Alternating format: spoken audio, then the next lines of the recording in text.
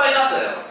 A segunda lei de Newton também é conhecida como o princípio fundamental da dinâmica. Isso é porque das três leis, como você vai ver aqui comigo agora há pouco, a única que tem fórmula é a segunda, ou seja, é aquela lei responsável pelos cálculos. Então, retorna para a tela.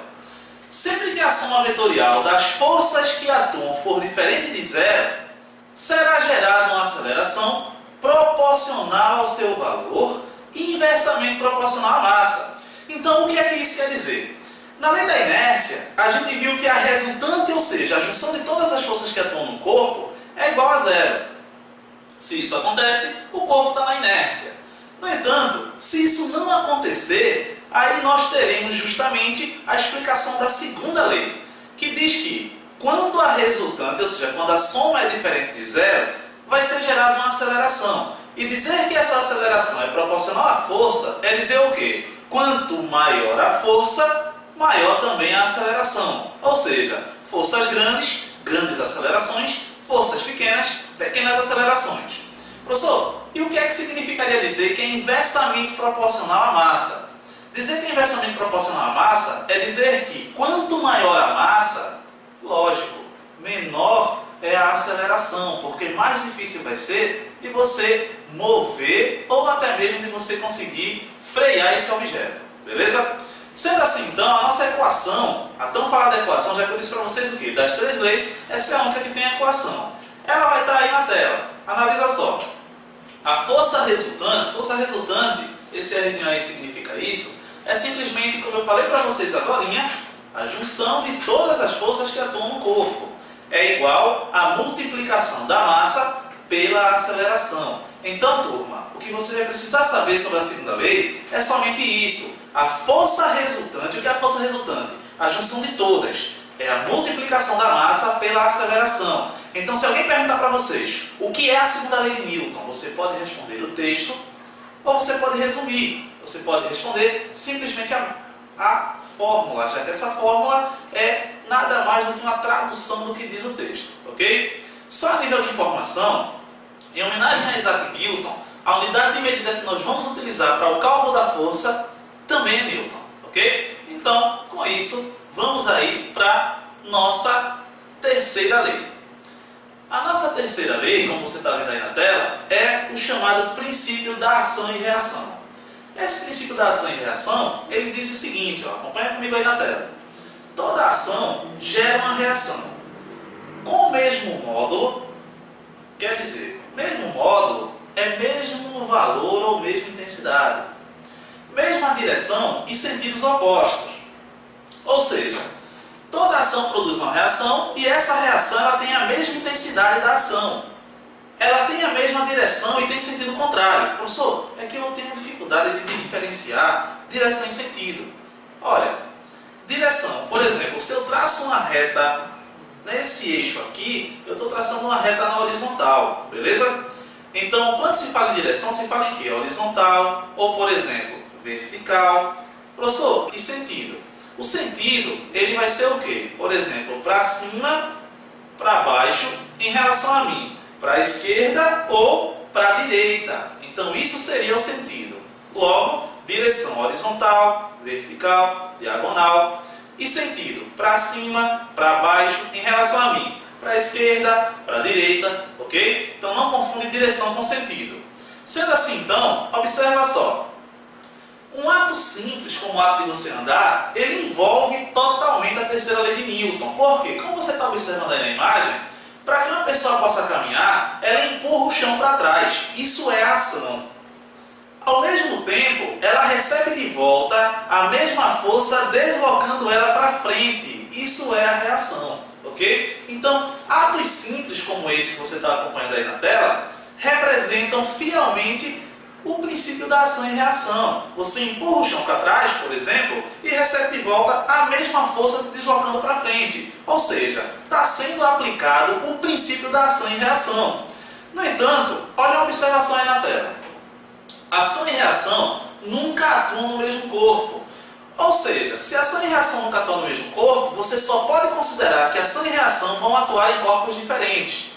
Isso significa dizer o quê? Significa dizer que como eles não atuam no mesmo corpo, apesar de ser contrário, eles jamais vão se anular, ok? Então, sendo assim, vamos acompanhar alguns exercícios, vamos ver se a gente aprendeu direitinho para poder aplicar. Então, primeira aplicação aí na tela, ele diz o seguinte: considere as seguintes afirmações a respeito de um passageiro de um ônibus que segura um balão através de um barbante. Afirmação 1. Quando o ônibus freia, o balão se desloca para trás. Bem, como a gente viu agora há pouco, ele está dizendo aí, em primeiro lugar, para você, que é um balão. Imagine como se fosse você, que fica bem mais fácil, beleza? Então, como a gente viu agora há pouco, quando o veículo freia, a gente é arremessado para frente. Ele está dizendo aí que é arremessado para trás. E isso está falso. Vamos para a segunda afirmativa, acompanha na tela. A segunda afirmativa está dizendo que quando o ônibus acelera para frente, o balão se desloca para trás. Como eu acabei de dizer, ele está dizendo que é um balão, considere você. E de fato, quando o ônibus acelera para frente, você é arremessado para trás. Isso está certo, isso é verdadeiro. Terceira afirmação. Quando o ônibus acelera para frente, o barbante permanece na vertical. Olha, dizer que permanece na vertical é dizer o quê? Não é jogado para frente, não é jogado para trás. Não acontece nada. E você sabe que não é assim. Está falso. Quarta afirmativa aí na tela. Quando o ônibus freia, o barbante permanece na vertical. Mesma ideia. Dizer que é na vertical é dizer que não acontece nada. E a gente viu que não é assim. Quando freia, a gente é arremessado para frente. Ou seja, se isso está errado, nós temos que a afirmativa 4, ela também é falsa. E aí, voltando para a tela, ele diz o seguinte ainda. Assinale a opção que indica a ou as, a afirmativa ou afirmativa correta ou corretas. Naturalmente, dependendo da quantidade. E aí, como a gente acabou de ver, a única correta é a afirmativa 2, o que no gabarito da nossa questão, como você vê agora na tela, é a letra D, ok? Bem, nós aplicamos aí, basicamente, para resolver essa situação, a primeira lei de Newton, que foi a lei da inércia. Vamos aí, então, ver a segunda situação. A nossa segunda situação que está aí na tela, ela diz assim: certas cargas transportadas por caminhões devem ser muito bem amarradas na carroceria, para evitar acidentes ou mesmo para proteger a vida do motorista, quando precisar frear bruscamente o seu veículo. Essa preocupação pode ser explicada pela...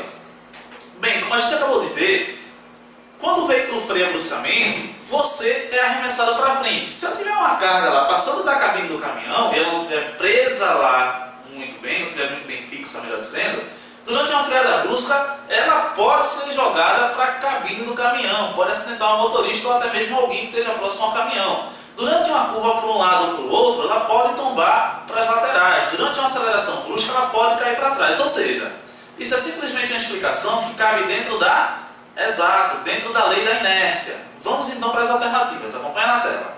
Bem, letra A diz que lei das malhas de Kirchhoff, não é o caso, porque isso é um assunto que não tem nada a ver com o atual. A letra B, lei de Lenz, mesma coisa, não tem nada a ver com o assunto atual, isso é somente para enrolar aquele cara que não estudou, não é seu caso. Letra C, lei da inércia, a primeira lei de Newton. Eita, essa você ia estar marcando lá e vibrando, por quê? Isso mesmo, meu aluno líder. Isso porque você sabe que estudou com a gente e não iria errar uma coisa tão boba quanto essa. Você já teria lá uma questão a seu favor, uma questão a mais a seu favor, ok? Mas bem, vamos ver o porquê as outras duas estão erradas. É bom conhecer o erro. Quando a gente conhece, só comete se quiser. Então, letra D, lei das áreas, segunda lei de Kepler, não é o caso. E letra E, lei da gravitação universal de Newton. Também não tem nada a ver com a situação. Então, sendo assim, mais outra questão muito simples que você resolveu com um pouquinho daquele conhecimento que você acabou de obter aqui com a gente. Vamos para a terceira aplicação.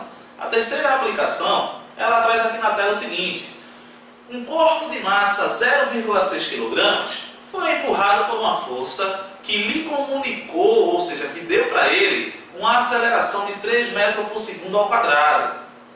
Qual o valor da força? Então, bem, meu aluno líder, como você viu, das 3 leis de Newton, apenas uma tem cálculo, e é a segunda lei. A fórmula para esse cálculo é essa que você está vendo aí na tela nesse instante. Força resultante igual a M vezes A. Ou seja, como você acabou de ver comigo agora há pouco, quando tem cálculo em leis de Newton, você diz o quê? Que a força é igual a massa multiplicada pela aceleração. Ponto final, acabou. Então, sendo assim, vamos colocar cada coisa no seu lugar para resolver. Olha aí na tela.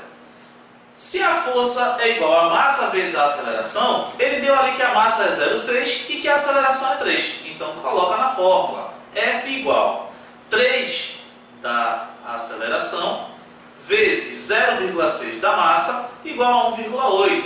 Então, sendo assim, esse é o nosso resultado. Professor, eu não entendi muito bem isso por conta da vírgula. Não tem problema. Faça assim, ó, 3 vezes 6, 18. E acrescente a vírgula, ou seja, 1,8. Ok? Com isso, nós encerramos a nossa terceira aula. A aula sobre aceleração e leis de Newton. Lembre-se, essa foi a segunda parte. Então, se você não assistiu a primeira parte, volta lá, vê a primeira que vai te ajudar muito bem a entender essa segunda. Ok? Na nossa quarta aula, nós vamos ver lá o finalzinho do conteúdo que é cobrado na prova da Paraíba. Então, até mais para vocês. Bye!